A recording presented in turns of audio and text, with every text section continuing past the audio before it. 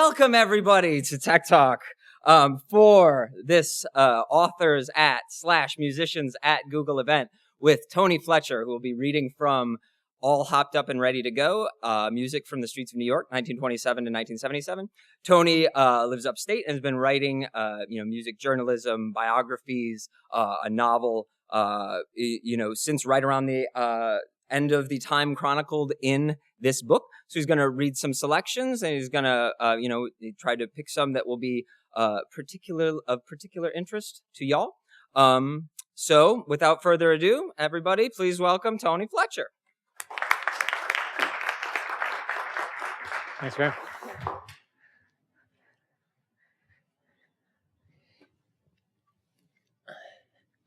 Hi. This is definitely a new format for me. I've done a whole bunch of different readings, and some of them tend to be fireside chats at bookstores. And we've had a couple of panels, and I'm actually doing one of those later today as well. And this is a thrill to be at Google. Thank you very, very much for having me.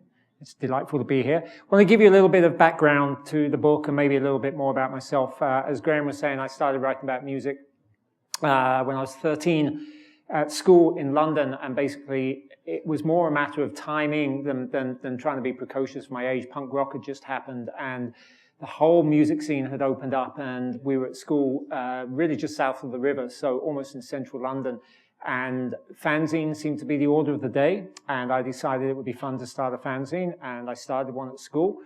The next I knew, it was an all-consuming hobby, and I found myself interviewing the likes of Paul Weller, who at the time, as leader of the Jam, was about as big as it came in Britain, and Pete Townsend, and all kinds of people that really kind of took me under their wing and were very, very helpful and very encouraging. And I guess I found, that I was doing what I was meant to be doing. Funnily enough, and I'm sure I'm not the only person in a room like this, I actually thought what I would be doing was going to be a rock star.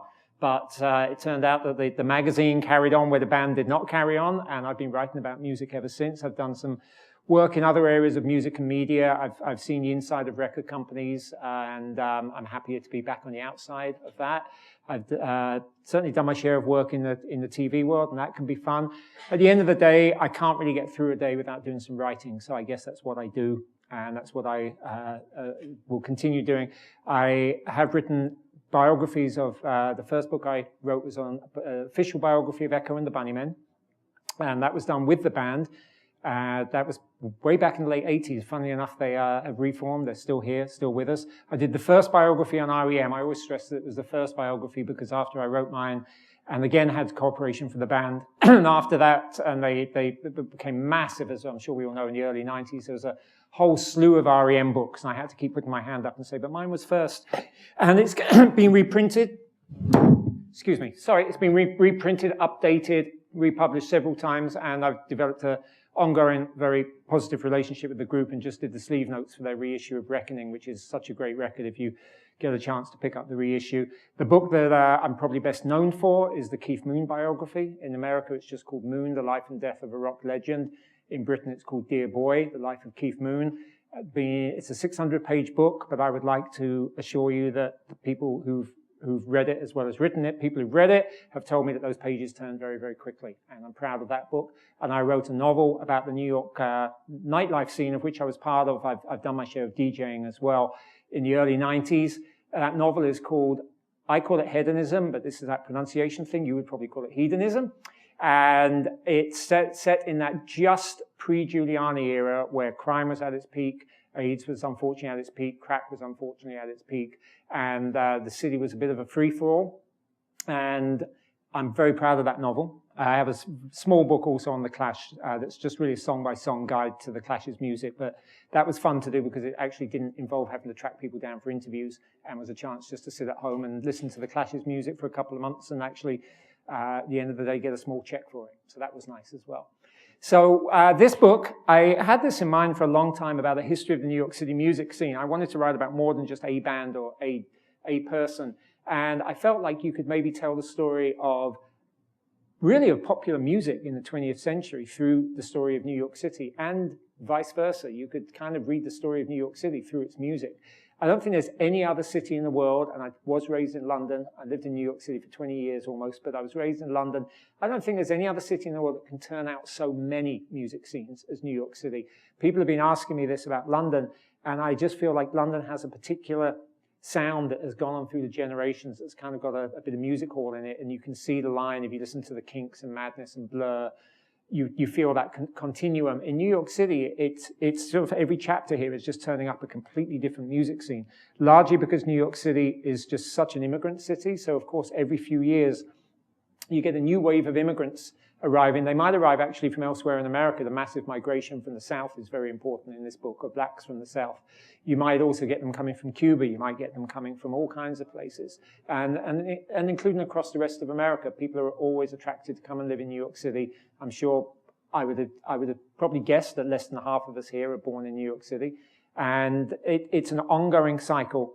And what happens in New York is people do, for all that the city is very concentrated to begin with, people flock to certain neighborhoods because they hear that that's the neighborhood that will support their art, their scene.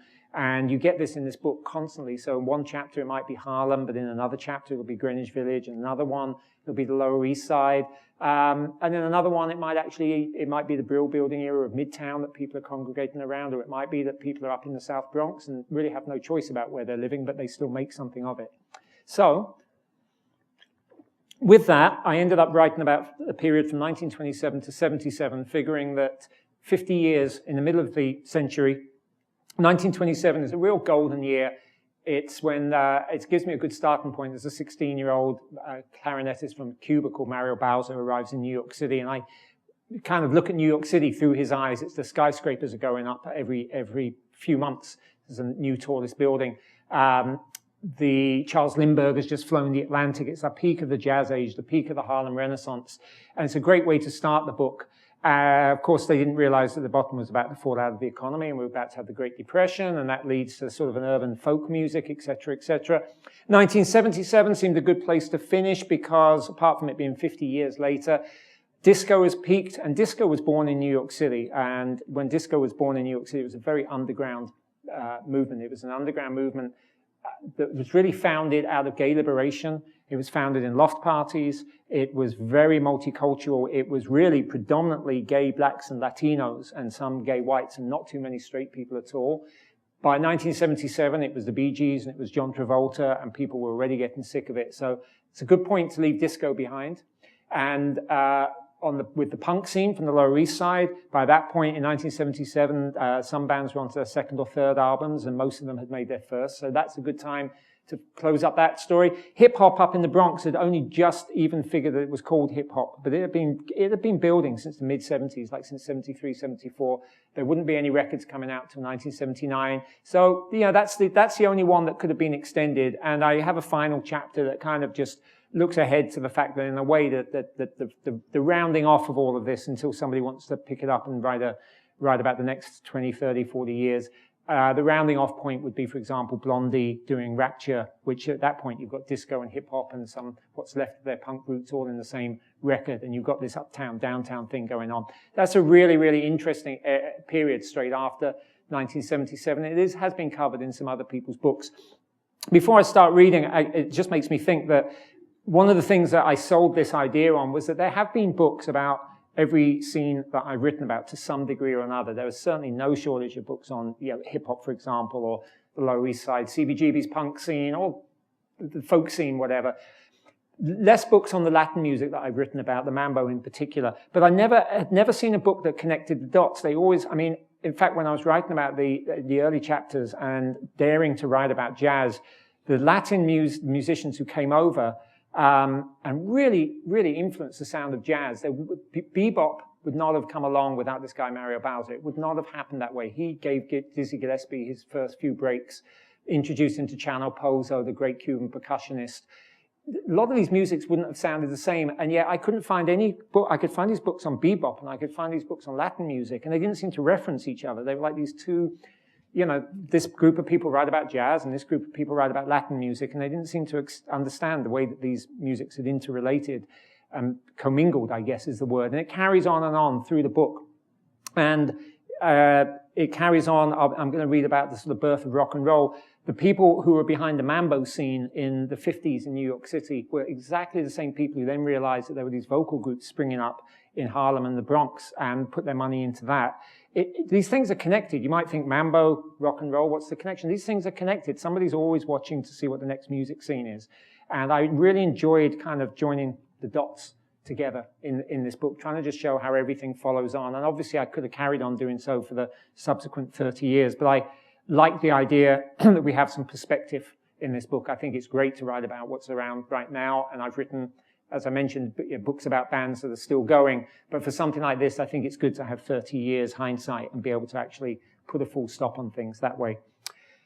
So I'm going to keep an eye on the clock, but the first thing I'm going to read from is just a little introduction about Greenwich Village, partly because I guess that we're here at the Google office on the border of Greenwich Village and Chelsea, and it might be informative to know a little bit of the history about Greenwich Village. I'm not going to read too much more from that chapter, which is called The Village to the Left of New York.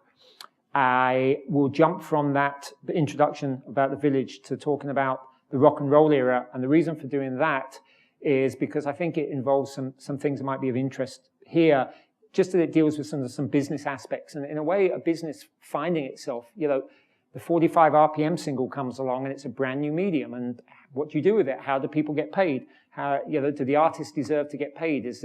You know, what are the rules about making money? What are the rules about distribution? And I think that that's kind of really interesting, just given where we are in the 21st century and where we're sitting right now.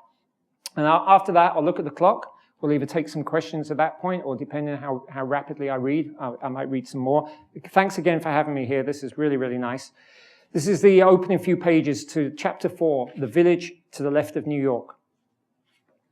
In the same way that Harlem maintained a specific identity within the crowded confines of Manhattan, so did Greenwich Village, 6 miles to the south. From its earliest days as a rural hamlet, a remote safe haven for the wealthy from the yellow fever epidemics that ravaged the city below Wall Street, Greenwich Village stood distinct from the rest of the island.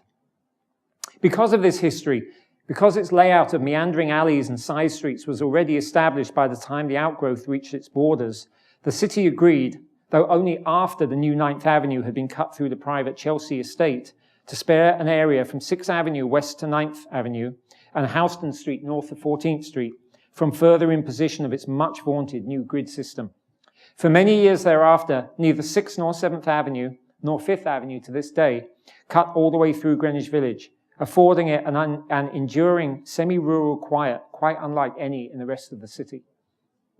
Confirmation of Greenwich Village's elite status came when the old execution site in Potter's Field, just to its east, was converted in the late 1820s into the elegant Washington Square parade grounds. Grand townhouses arose on all 4 sides, and from the square's northern tip, 5th Avenue quickly declaimed its way up Manhattan as the new address of choice for New York's upper class. Even though the area to the south of the square was simultaneously besieged by tens of thousands of European immigrants, the village maintained a stellar reputation as the American ward, a liberal model of cleanliness, good citizenship, and self-respect. And by the way, I've developed this little, like, when I do that, it's a quote. It's kind of weird, but it seems to work. That changed in the early 20th century as the wealthier inhabitants of Old Greenwich Village gradually gave up their townhouses for new homes away from Lower Manhattan's rampant overcrowding. Converted into attractive and affordable apartment buildings, the area was quickly occupied by writers, painters, poets, and radicals, drawn not only by the European-style street structure, but by the abundance of cafes and bars, restaurants and stores that sprang up especially to cater for them. These newcomers took to calling their neighborhood simply the Village, a name long abandoned by its otherwise dominant Italian population, and they bestowed on themselves the title of Bohemians. Initially used specifically for gypsies from the Czech region of Bohemia, the word became shorthand in 19th century French literature for a refusal to conform to society's expectations. The poet Alfred Krainborg, who came to the village in 1904 at the age of 21, described Bohemianism simply as being independent and being oneself. To this end, the village simultaneously attracted a significant homosexual and lesbian population and a reputation for political activism. By 1913, it was firmly established as the headquarters for New York's leftists, housing a variety of organizations and publications that included the Liberal Club on MacDougal Street, Mabel Dodge's weekly salons at her 23 Fifth Avenue mansion, and the editorial offices on Greenwich Avenue of the socialist magazine The Masses, whose editor, Max Eastman, was for a time Mabel Dodge's lover. Local bars, of which there was never any shortage, proved equally popular meeting places. The Grapevine on 6th Avenue and 11th Street, a popular social club of the 19th century where early bohemians stopped in to hear neighborhood news, gave us the expression, heard it through, the Grapevine. And when, during Prohibition, the village's nook and cranny cafes and clubs were transformed into speakeasies, the phrase to be 86th from a bar, i.e. ejected, was born at the unmarked Chumleys, which would toss revelers out back of its 86 Bedford Street exit when word came of a raid on its Barrow Street entrance. The village's abundance of hidden gathering spaces and its predilection for good times amid political discussion made it a popular late-night Prohibition-era destination for jazz and blues musicians. The downtown equivalent of Harlem, complete with the requisite jam sessions and high-roller slumming parties. Crime families operated most of these venues during Prohibition, but following the law's repeal, legitimate nightclubs began to flourish.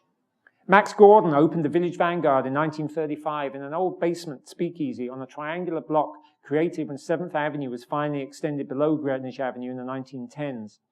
Seating just 123 people, the smoky, dingy, but ever-bustling Vanguard provided an instantly popular stage for the village's hard-drinking poets, and soon expanded into jazz, blues, comedy, and all-round variety.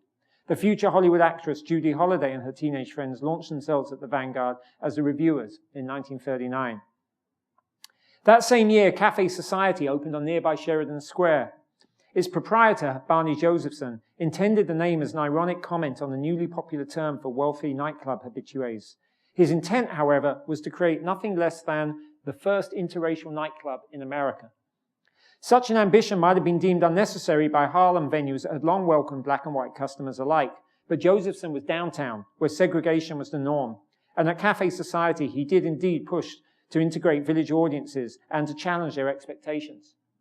This was never more evident than when he introduced the jazz singer Billie Holiday, one of the Cafe Society's first headliners, to Abel Meeropol, a high school English teacher who, under the pseudonym Lewis Allen, was also a prolific and political lyricist, and, like many who held court in the village during that time, an ardent communist. After seeing a photograph of a double lynching in the South, Meeropol had been inspired to write a hauntingly evocative lyric, Strange Fruit, and in this case, to compose a melody for it also. With Josephson's encouragement, and despite the singer's initial reluctance to embrace politics, Billie Holiday introduced it into a set in 1939. Such was the instant publicity surrounding a song that referenced, among other stark couplets, a black body swinging in the southern breeze. She was soon ending the night with it, Josephson drawing further attention by ensuring that the lights were dimmed, the waiters stopped serving, and that a total hush descended on the audience. Those who took umbrage to the lyrics, and there were plenty, were asked to leave. Holiday had been brought to Cafe Society in the first place by another village resident, John H. Hammond Jr. Born into wealth as a scion of the Vanderbilt family, Hammond attended Carnegie Hall concerts at a young age, but preferred the music he heard the servants, black, naturally, to playing in their quarters on their Columbia Graffanola. The record that changed his life was James P. Johnson's Worried and Lonesome Blues, which John bought in 1922 at age 12. His musical perspective was similarly enriched by witnessing the great blues singer Bessie Smith at the peak of her vocal powers and popularity at the Alhambra Theatre in Harlem a few years later. By the late 1930s, having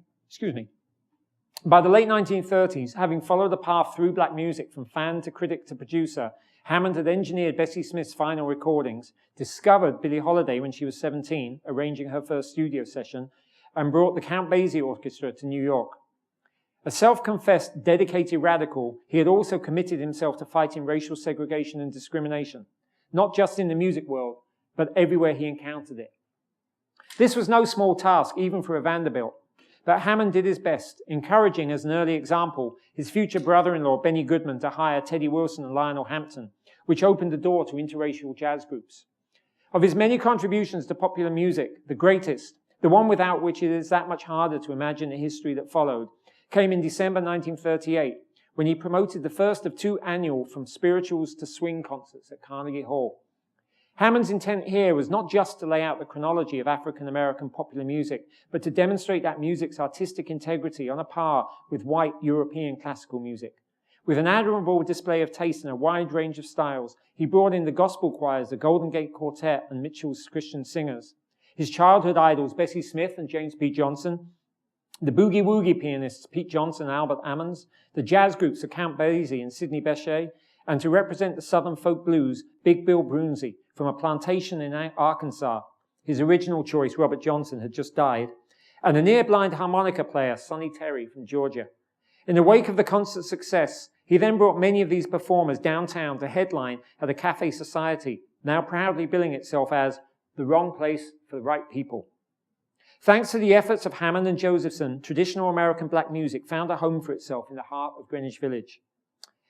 And yet, it was none other than Hammond, at the time still Holiday's producer at Columbia Records, who later complained that the beginning of the end for Billie was strange fruit when she had become the darling of the left-wing intellectuals, presumably excusing himself from that demographic.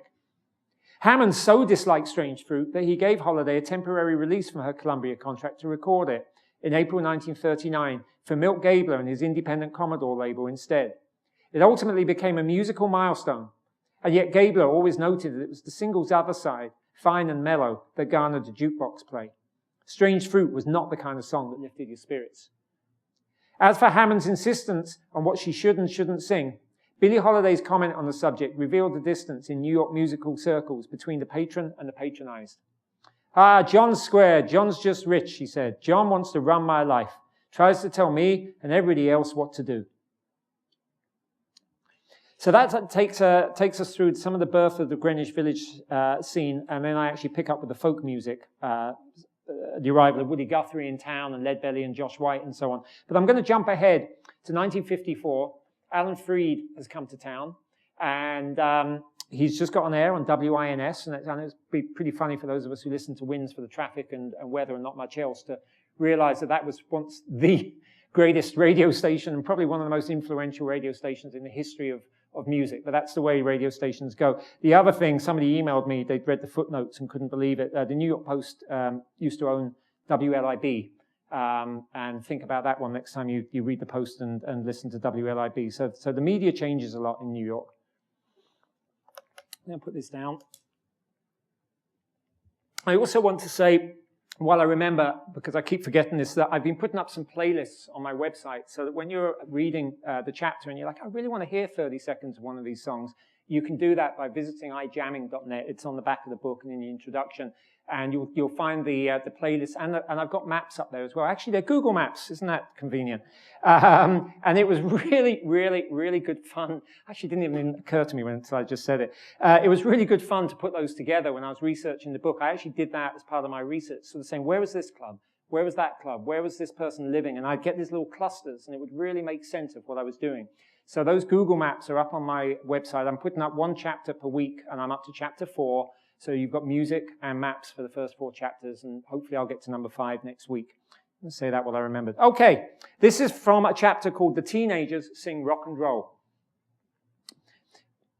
Within weeks of his arrival at WINS, Alan Freed was dominating the New York airwaves, commanding a teenage audience that stretched throughout the 5 boroughs across all color lines.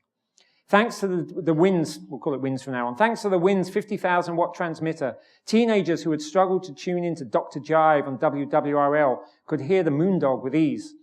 Alan Freed went by the name of Moondog, and you'll find out why that changed in a minute. He'd gone by the name of Moondog while he was up in Cleveland. You didn't have to put your radio on the back of the sofa and tilt it to get reception, recalled Arlene Smith, at the time a 12-year-old black chorister attending convent school in the Bronx, who would soon find herself swept up into the world of the vocal groups. The transistor radio came in the 1950s, noted Richard Gotterer, a future songwriter and producer raised in a Jewish Bronx family. So not only could a kid listen to radio, he could take the music with him. This was useful if your parents weren't keen on disc jockeys mixing the races, as Gotterer put it. I would listen under the pillow, he said. When you think of the significance of Alan Freed and what it meant to the world of a teenager, what today sounds pretty simplistic was overwhelming. To hear Alan playing a song, banging on a phone book, yelling, "Go, go, go!" For many teenagers, it was the sound of freedom itself. The only initial hurdle in Freed's takeover of Manhattan was that of the original Moondog. Louis Hardin, a blind avant-garde musician who, in the 1940s, came to New York where Dressed in thong sandals and a blanket, as one newspaper rather disparagingly put it, he befriended the likes of Charlie Parker and Benny Goodman as he played the oud, utsu, and uni, all his own instruments, in doorways along 52nd Street. One of those doorways turned out to belong to the Latin label boss Gabriel Ola, who liked what he heard and released Moondog Symphony and 3 other records on his SMC label around 1950. Though Moondog was a musical and visual novelty, for a while he wore Viking helmets to protest the fashion industry. He was no idiot savant, nor was he particularly obscure. When Alan Freed came to town, Moondog had just released an album on Columbia's subsidiary Epic. Hardin sued for copyright infringement, and in late 1954, a judge ordered Alan Freed to refrain from use of the Moondog name. Though Winds threatened to appeal, Freed, demonstrating the empathetic aspect of his nature, told them he would sooner come up with a new title for the show and move forward. It was an easy enough process. Freed had been labeling his broadcasts a rock and roll party for years, as the lyrical euphemism for sex showed up in more and more rhythm and blues songs. Now he made it official. As of Thanksgiving 1954, his radio show became Alan Freed's Rock and Roll Party. And to celebrate the change in name, Freed announced he would host a rock and roll Jubilee Ball at the St. Nicholas Arena in Harlem over 2 nights in January 1955. A letter duly sent out to his fan club members mentioned rock and roll some 10 times and rhythm and blues not once. Almost overnight, out of legal necessity, Alan Freed introduced and cemented in New York City the most important new term in popular music in perhaps 50 years. Such was Freed's proprietary relationship to the term rock and roll that he immediately set about trying to copyright it. His 3 partners in the new company, Sieg Music, that filed the claim were his radio station, WINS, his long-standing Cleveland-based concert promoter, Lou Platt, and his new manager and New York concert promoter, Morris Levy. Quite how Morris Levy got from promoting Birdland's jazz and Latin formats to Alan Freed's rock and roll parties has never been fully explained. It can, however, be surmised. As a nightclub promoter, Levy knew that just as bebop had given way to Latin dance music, so rhythm and blues was becoming the next big thing, and that Alan Freed offered a way to make money from it. Levy was already highly successful in sending Birdland packages on tour, hiring local disc jockeys in each town to MC the shows. These tours, by the way, were typically road managed by Tommy Vastola, nephew of Dominic Sciafoni, pronunciation, aka Swats Mulligan, a Genovese family foot soldier whom, according to Frederick Dannon in his book Hitmen, Morris Levy is thought to have fronted for. Whether or not he had brought Alan Freed's favor in Cleveland on such a tour, Levy knew the concert business better than most. He was, on the face of it, an ideal partner. Once in partnership together, Levy and Freed acted quickly. The success of the Rock and Roll Jubilee Ball at the St. Nicholas Arena gave way to a week-long rock and roll Easter show at the Brooklyn Paramount on Flatbush Avenue, just over the Manhattan Bridge. A revue presented in the Apollo style, several shows a day, complete with movie as inducement to turn the house, but almost exclusively devoted to the new music. Featured artists included Laverne Baker, the Penguins, the Moonglows, and Mickey Guitar Baker, along with the debut of Freed's Rock and Roll Orchestra, composed of former big band swing musicians forced to adapt or die. The format proved an instant winner, selling 97,000 tickets over the course of a week for a record-breaking gross of $107,000. Tommy Dr. Jive Smalls, showing no signs of surrendering to Freed's overnight dominance of the New York City market and, pointedly, no intent of adopting the new terminology, immediately set about hosting his own rhythm and blues reviews at the Harlem Apollo. Despite the instant popularity of Freed's Paramount reviews, the Apollo remained the cathedral of black music in New York. Nobody, absolutely nobody, went out and started recording records that was not familiar with the Apollo, that didn't go there on a regular basis, said Gene Tompkins, a future singer from the fertile Morrisania area of the South Bronx, which by 1953 had already produced local stars in the Wrens and the Crickets. You would go there and the setting was so electric. You're sitting in the audience and you're looking on stage and you see your friends up there performing and you're seeing the reaction, and you're loving what they're doing, and you say, gee, I'd like to be up there too.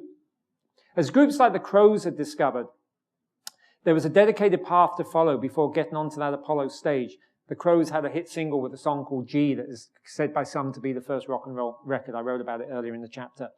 The vocal group sang first in apartment buildings.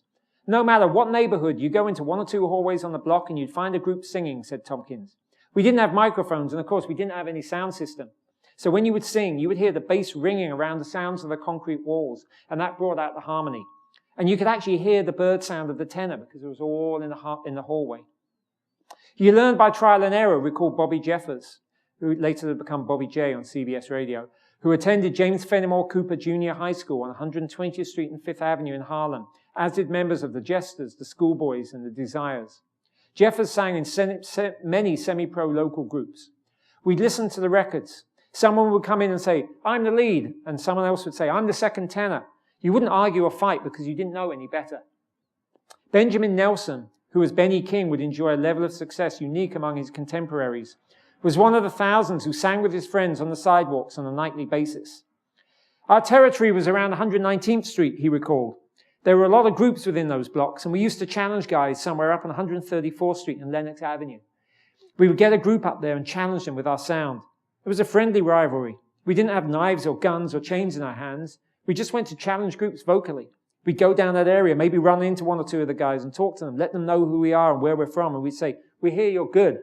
Before you know it, they've all got together and they're harmonizing. The battles were driven by pride in vocal performance.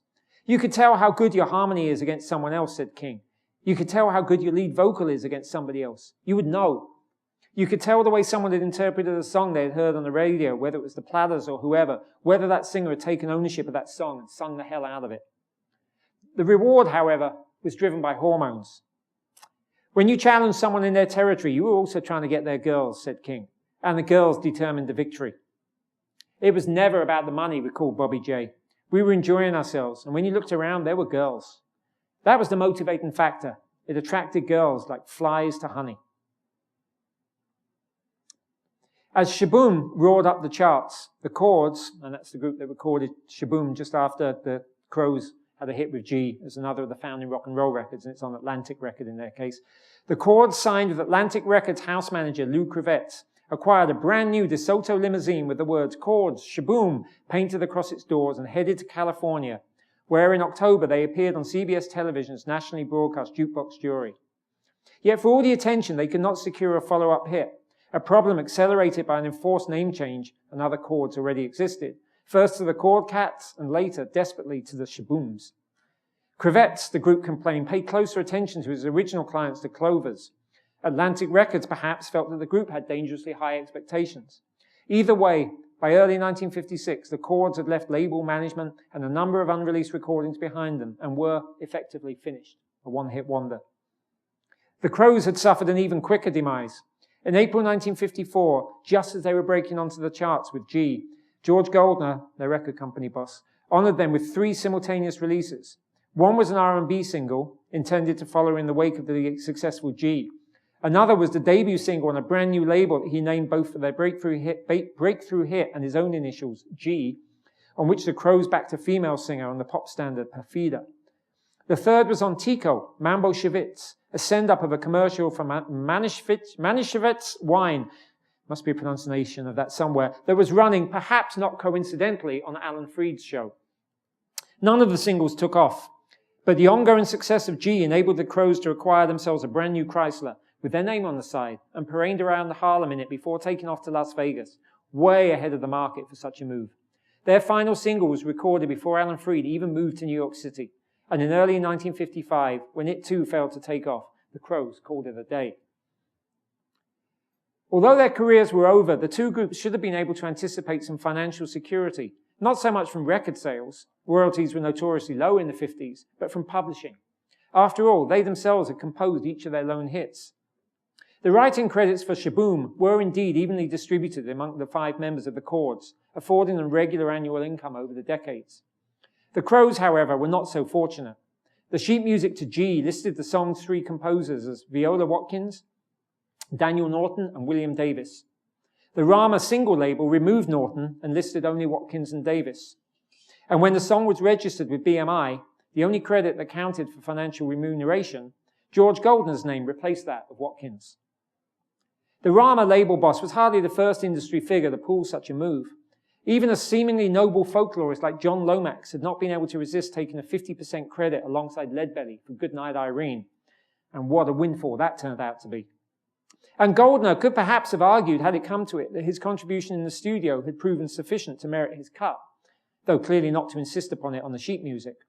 But he never had to make that claim, for in the fly-by-night 1950s world of rhythm and blues, songwriting credits were routinely requested, demanded, or simply taken from the original artists, while the copyrights themselves were often assigned by the independent labels to publishing companies owned either by DJs or other businessmen on whose largesse they depended.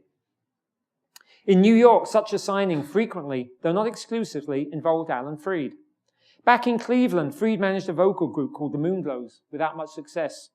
Immediately after his move to WINS, however, Chess Records signed them, and Freed was declared a co-writer of their single, Sincerely.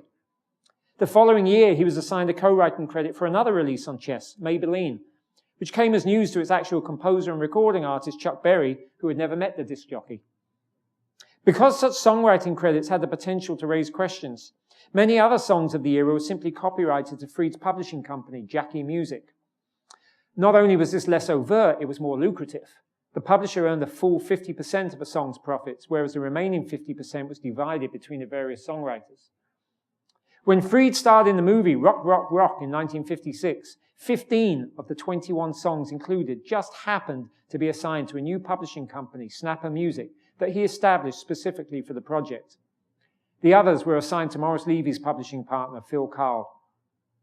For the New York indie labels attracted by Alan Freed's increasingly alluring aura, such freewheeling distribution of writing and publishing credits was simply the cost of doing business, along with paying DJs in cash for their support. Atlantic Records' Jerry Wexler justified these payments as what you would call a normal business practice. Besides, he added, we paid everybody. Sure, it was payola, he elaborated in an interview, but it's my firm belief that payola never created a hit. What it did was open access to the airwaves. A hit is a hit is a hit. It was like a horse race. What we were paying for was being in the starting gate on an equal basis with the other horses in the race.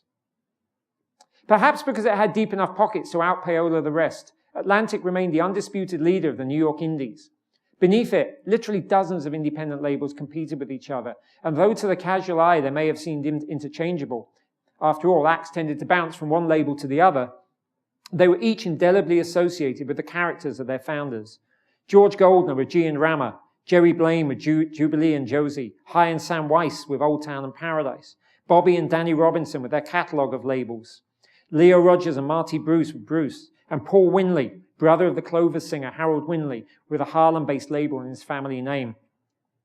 And by the way, the Robinson brothers and Harold Winley also put out the very, very first hip-hop records 25 years later. They were still doing the same thing all those many, many years later. From the outset, all these labels downplayed any expectations the artists might have about getting paid. And the artists generally went along.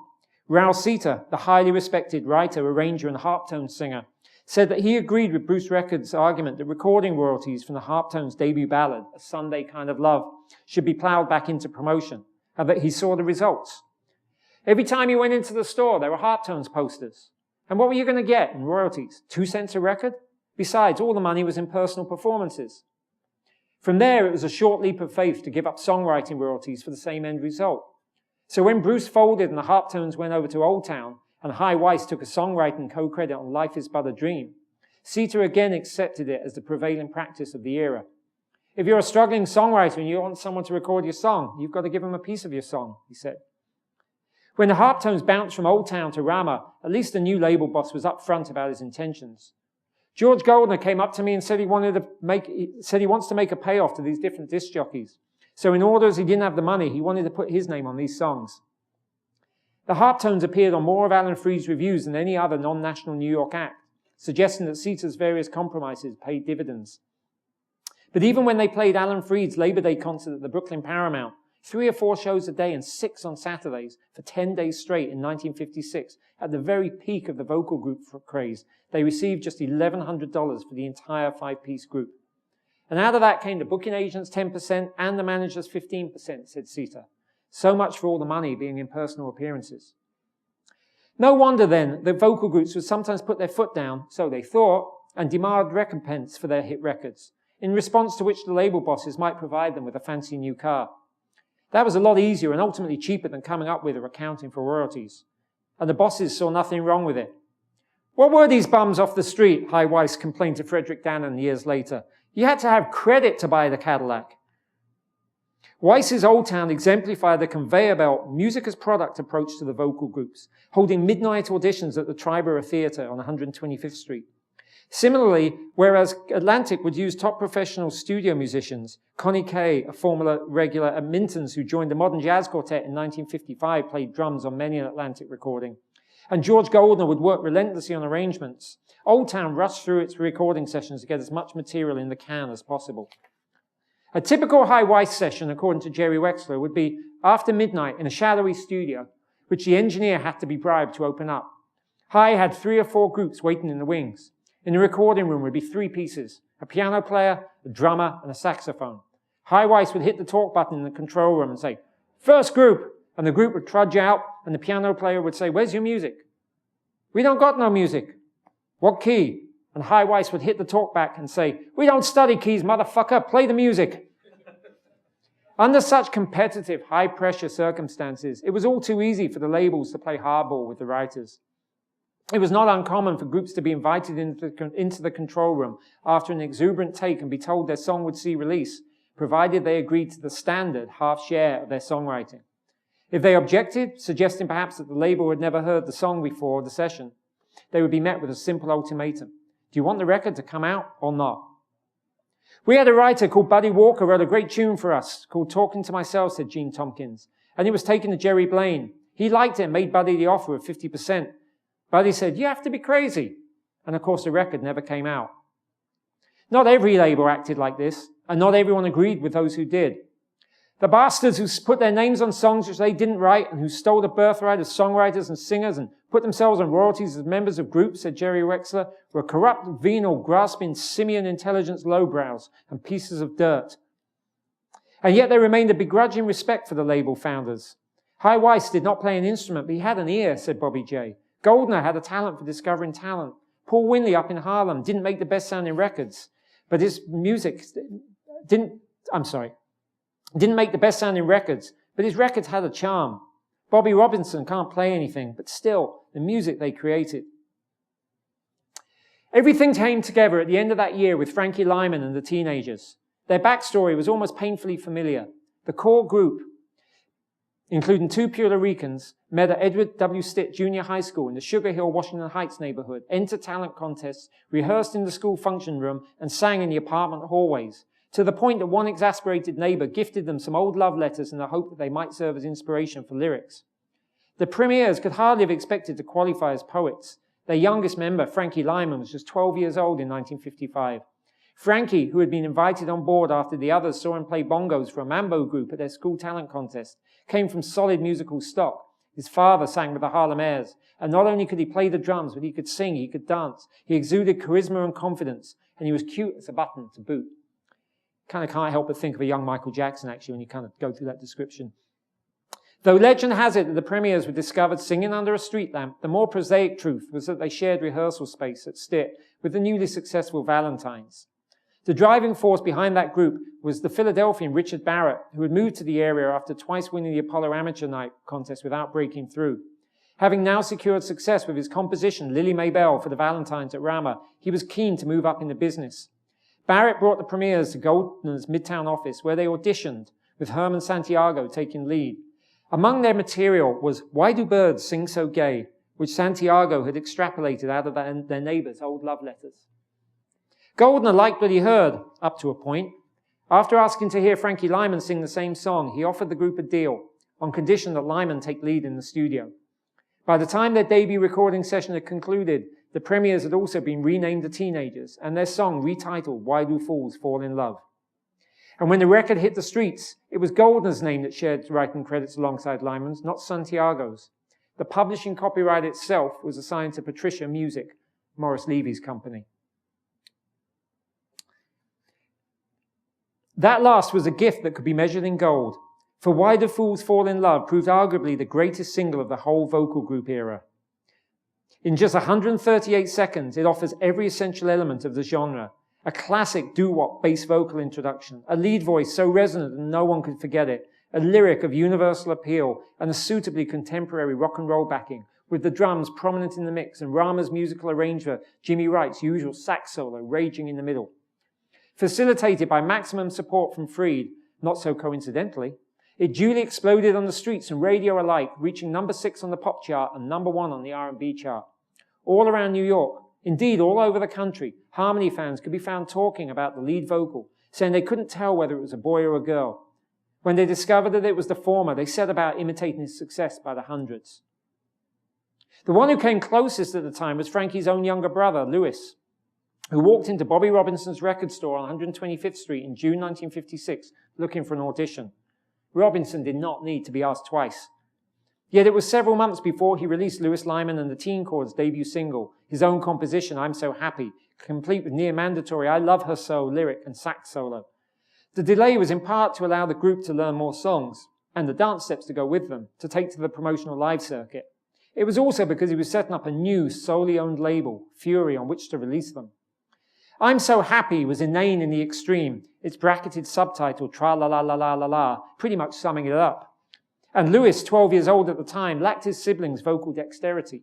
But at least it exuded a lasting juvenile joy, which was more than could be said for many of the other preteen groups that were snapped up by majors and indies alike to cash in on the Lymon sensation. As their second single, I Want You to Be My Girl, raced up the charts, the teenagers became superstars. In 1956, a year they should have spent in school, they appeared in all of Alan Freed's New York rock and roll reviews, traversed America on 3 separate tours, and visited the United Kingdom twice. They also performed the star turn in Freed's movie vehicle, Rock, Rock, Rock, in which their I'm Not a Juvenile Delinquent was the nearest that vocal groups came to social consciousness in the 1950s. A hit in Europe, it was not a success in the States. Lyman's unique star power must have appeared a potentially endless goldmine to his handlers, but they proved too greedy too quickly. Lymon was swiftly moved to the middle of the marketplace. By early 1957, he was already recording pop standards backed by an orchestra. This, of course, negated the need for fellow vocalists, and so, just 18 months after the release of Why Do Fools Fall in Love, Frankie Lymon and the Teenagers went their separate ways. Their final release under that name, Goody Goody, only their third top 20 hit, was in fact a Frankie solo effort. The Teenagers continued a while on George Goldner's G label, while Lyman's solo outings were released through the new label, Roulette. Lymon was introduced as a solo artist on Freed's latest broadcasting bonanza, the ABC television show Big Beat, but as the credits rolled and the audience mixed with the performers, the naive teenager star broke protocol and grabbed a white girl to dance with. Amidst uproar from affiliates below the Mason-Dixon line, Freed was told to book only white acts in the future. He refused, and the show was cancelled after just 4 episodes. Freed had other lucrative avenues to exploit. Lymon did not. Inevitably, Frankie's voice broke, and when it did, his audience and backers lost interest. He embarked on a rapid downfall that ended with a heroin overdose at just 25 years of age. It was one of the great tragedies of popular music. Not just the manner in which he died, but the sense that such a unique talent was so improperly handled. Certainly, Lyman's rapid rise to fame at the age of 13, from the Harlem streets to Hollywood in under a year, informed an ego that was difficult to control. Among his other achievements, Lymon was known for bedding women twice his age. He hailed from an era and a genre that didn't bank on longevity, that lacked personal management, that chewed up its talent and spat it back out. Lyman's musical impact on a generation was profound. Any moral from his brief life story was less easily learned. Thank you.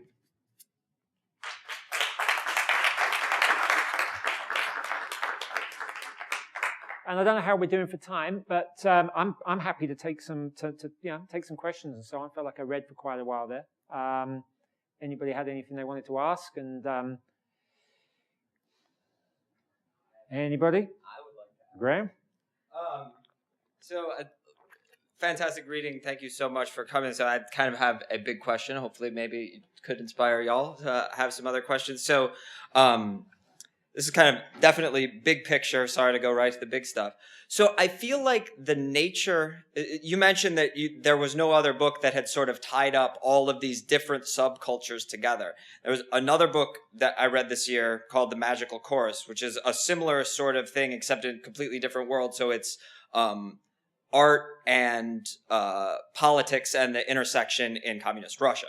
And I would be curious to hear your thoughts on which you think it is. Do you feel like the sort of criticism that appeals to the mass market or the mainstream, whatever you call it, is becoming more intelligent and more like traditional criticism, where it's about not only looking at primary sources, but also interpreting the criticism and so forth? Do you think that general criticism is getting more intelligent, or just that the way that we approach criticism is becoming more informed by the sort of internet mentality where you're sort of trying to distill a huge amount of information into, like, so I'm curious to see what which side do you think it is? You think that the public's getting smarter, or are they just getting lazier, for lack of a better word?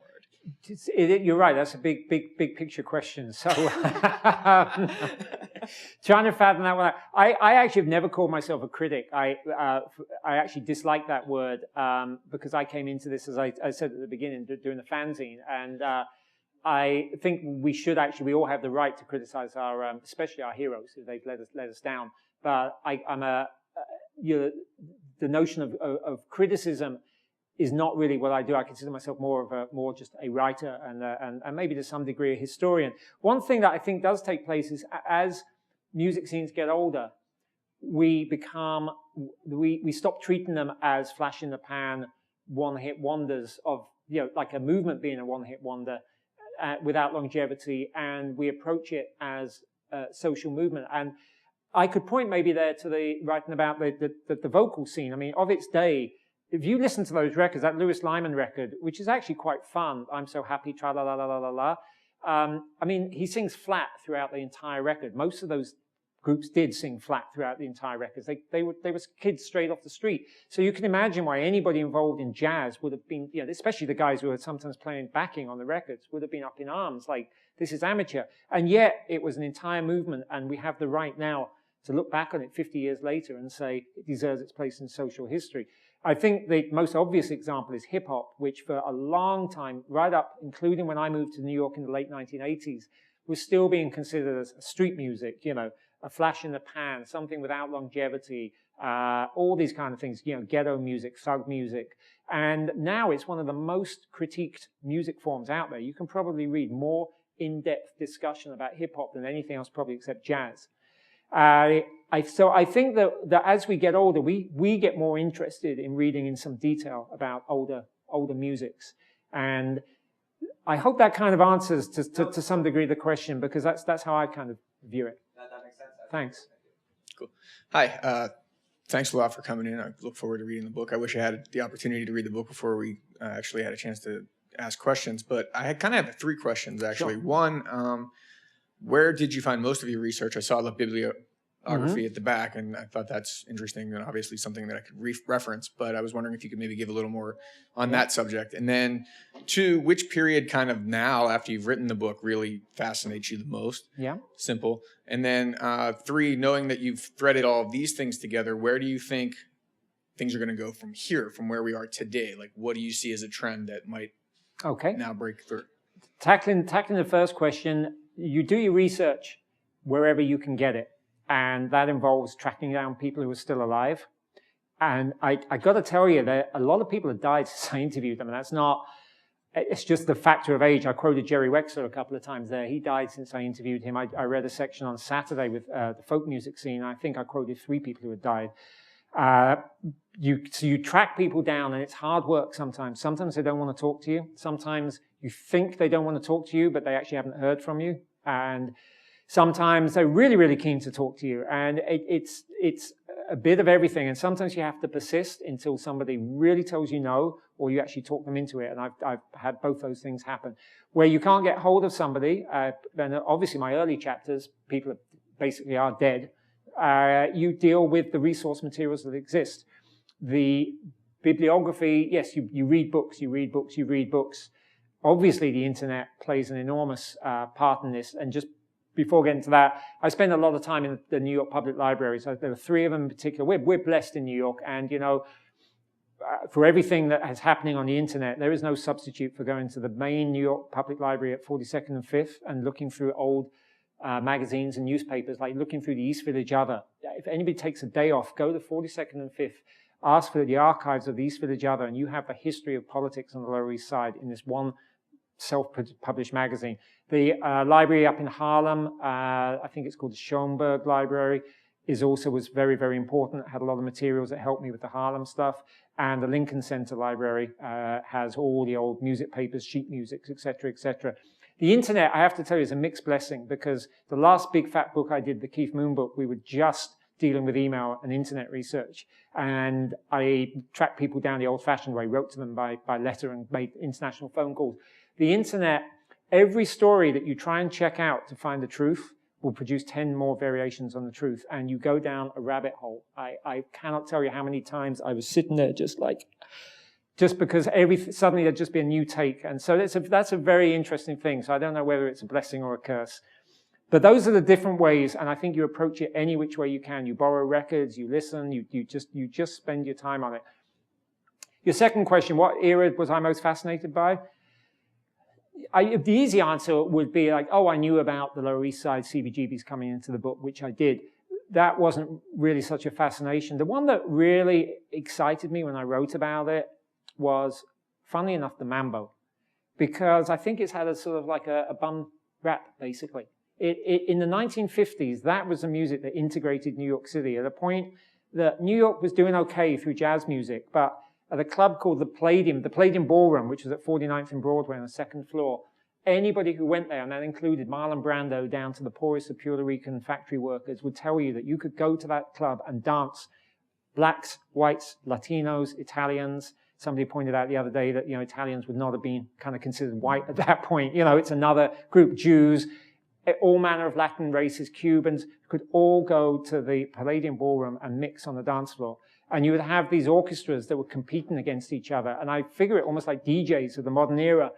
That, nowadays, if one DJ plays, the next DJ comes on and tries to best him. You would have Machito's orchestra and Tito Rodriguez and Tito Puente, and they would play 3 sets a night, each act. And just trying to imagine that amount of talent. And one act would finish, and the next one would come on and try and play harder. Then the next one, then it would come full circle again. And that would go on for like 6 to 8 hours. And I just thought, of everything that I discovered and wrote about, I thought, oh my God, that must have been amazing to have been there. The final question, where does it go? I'm not sure that I have to have an answer on that, given where the book finishes, but it seems to me we're getting more and more and more into niche areas. And I think that's healthy in some ways. I think there's something of a lack of real movements in the way that we had here. I mean, there's definitely been a lot happening in the rock and roll area. I'm sorry, I kind of just mean by that rock music, dance music, white kids kind of stuff out in Brooklyn. That's been going on for the whole of this past decade, and it's continuing to happen, and that's sort of very, very exciting. Hip-hop, I think, has finally become as ingrained as rock music and needs to figure out where it's going and what it's doing. At the point I started writing about this book, I wanted to end in 77 because I didn't want to have to write 5 chapters about hip-hop and still wonder where it was going. Right now, I don't know where hip-hop is going. And I just see with the internet and the collapse of the major labels, I see more and more niche music, more and more music appealing to less and less people per band, and information overload, basically. I think we're all just dealing with like our iPods, and I barely have time to listen to this podcast before there's a new one downloaded onto my iPod. Right. Great. Thank you. Thanks. Hi. Thanks Hi. for coming. Book looks great. I have a simple question. Your favorite places for music in New York nowadays?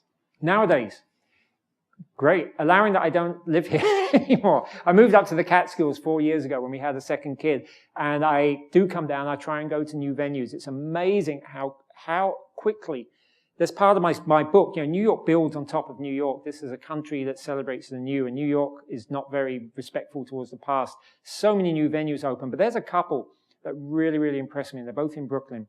One is the Bell House, which is down on the Gowanus. I used to live not too far from there, and that area, I lived there 10 years, actually, not far from there, and that area was dead as dead could be.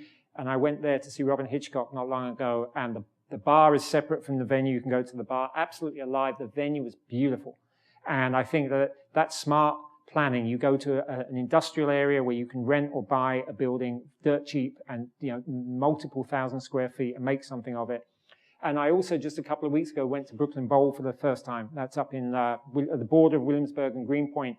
And that was incredibly well designed. There's a stage, there's a dance floor, there's bowling alleys, there's a restaurant, there's a bar, and none of them seem to impinge on the other, even though they're all next to each other. And a special credit, I was impressed by the sound system, I was impressed by the staff, and I was particularly impressed that they only sold beer from Brooklyn, and they sold, I think, every beer that is made in Brooklyn on tap. And I think, like, you know, a little bit of home promotion, hometown promotion is a good thing. So I particularly like those two places. Thanks. I would just say one thing. This would make a great PBS series. You should try and do that. And it's pronounced Manischewitz. I knew when I have to say, by the way, as a Brit living here, pronunciation, my 14-year-old gives me hell all the time because he's very proudly American. There's a number of words. I mentioned earlier, I wrote a novel called Hedonism in my head, but I have to call it hedonism. Sorry. So Manischewitz, yes. I had to back out of the fact that George Goldner had run the first Latin music label, and that's where he'd met Morris Levy. And this sort of weird thing about, you know, doing rip-offs of commercials that have been advertised on the Alan Freed show. You're often wondering where the royalties and why people are doing that. But yeah. Thanks. It is what? Oh, sorry. It's a misspelling? No, it's cute. It just means sweat. Okay. We'd better check that one. I was going to say there's one pronunciation that I refuse to change, and that's the word garage, because we actually built a house upstate, and I had a very hard time with the builders on this, but I have a philosophy that the day that the Clash reform and call it Garage Land is the day I will call it a garage, and until then it's a garage. So thanks. It's a whole genre that's very large in Britain too. Garage and speed garage are like dance music genres. Yes. So yeah, and plus we're trying to Frenchify it up. Yeah. I agree. Let's abolish that. Garage in America. All for it. So thank you. I really appreciate the chance to come here. I have some of these. You're welcome to have some of these kind of postcards as bookmarks. And again, thanks for having me. Thanks for letting me read, and thanks for all you do. Yeah, thank you.